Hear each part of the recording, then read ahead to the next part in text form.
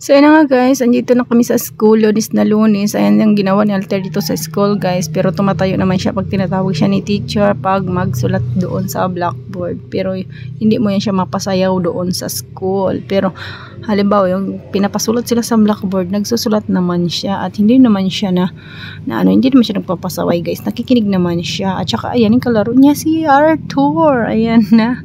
At close na talaga sila ni Alter. So ayan na nga guys, ay gabi na nga at naningil kami doon sa Paranas. Ayan, gabi na kami nakauwi kasi nga nasira yung aming motor, natanggalan ng preno.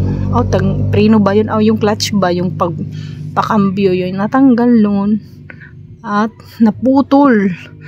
At saka sinamaang palad is si kuya yung nagagawa ng aming motor ay wala daw siyang kamatch doon sa aming yung pangkambyo, wala daw siya noong kamatch. Baka daw sa buray meron. Kaya ayan, sabi niya guys, makakatakbo naman daw kami pag yung marunong nang mag-drive. At saka tinuruan niya yung aming driver para kami makaalis. At dinugtong lang yung guys yung yung parang clutch, nakadugtong lang guys, at saka iniipit lang ni Pansot dyan sa legs niya.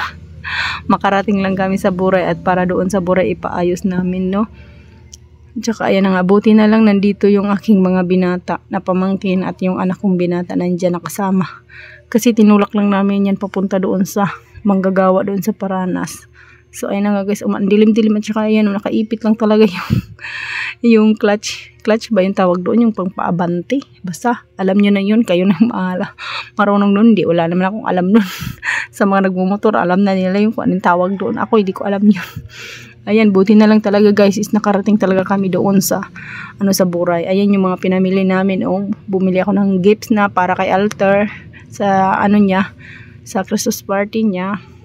Bumili rin ako ng gulay para ulam namin, sitaw, at saka yung mga yung nabili ko, mga tinapay. Yun lang yung aking nabili, mga tinapay. Mga muna yun na tinapay na in-order ko kahapon at ngayon namin kinuha. At saka yan si Alter guys, nagutom na, mga 8 na ata yan kami nakauwi sa bahay. Nagutom na siya, kumain na siya ng tinapay. O diba, kasi nasiraan nga kami.